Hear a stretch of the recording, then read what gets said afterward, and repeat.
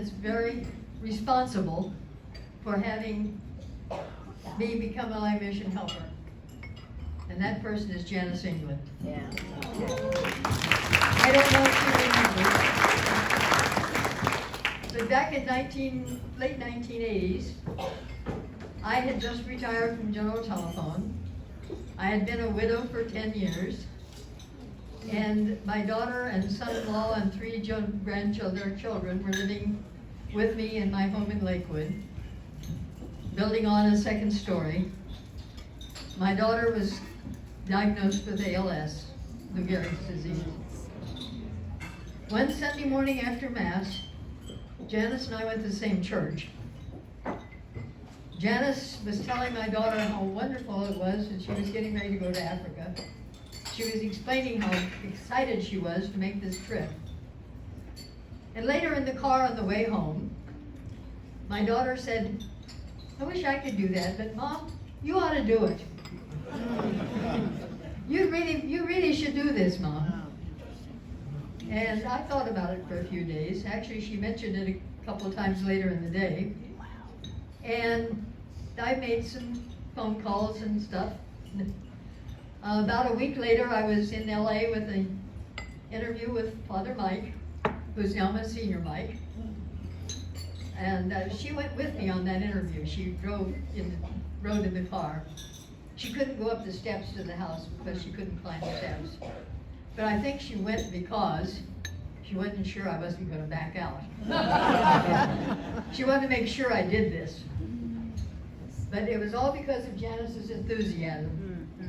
And she was promoting lay mission helpers before she had even actually been a missionary herself.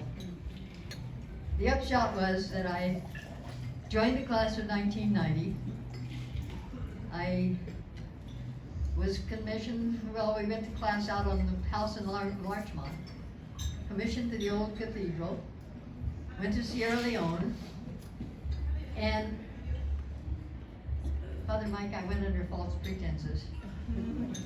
I made a track of contact with God. He was going to cure my daughter. He was going to perform a miracle in Lakewood, and I'd go serve for 3 years. A year later, my daughter died. I came home for her funeral. I was a little mad. I wasn't sure I was even going back when I came home. But I heard all the wonderful things that her life had been, all the things people had done for her, all the lives she had touched. And there was a miracle, because 2 of the things that she dreaded the most about the disease she had was that she would not be able to communicate. She wouldn't be able to talk, and she wouldn't be able to eat and swallow, which would mean she couldn't take the Eucharist. God spared her those. Her voice was weak, but she was still able to talk. She had to have it cut in small pieces, but she could still swallow. The church brought her Eucharist every day. She died happy, and I went back to Africa a much better person, so that was the other miracle that happened. I became very enthused about the people I was with. I loved the job. I loved the people.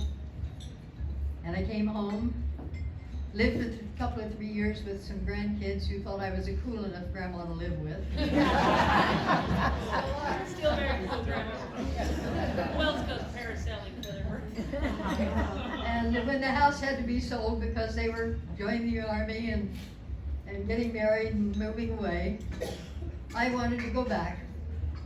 And I called the office, and Father Mike had, Monsignor Mike then, and Monsignor Gould from the Marshall Islands gave me a call, tell me about the work there. And I went from Africa to paradise. I loved my time in the Marshall Islands. And the people were wonderful, just as wonderful as the ones in Africa. And I still have quite a few of my students from the Marshall Islands, and at least 30 of my people and friends from Africa as friends on Facebook. We keep in touch pretty much. So I'll finish with something that an old man said to me in Africa. I passed him every morning on the street. I was going to mass, he was coming back from mosque. And he would say, Couche, which was the greeting. Say, you go tell God thank you? I said, yes, I'll go tell God thank you. It's good to tell God thank you.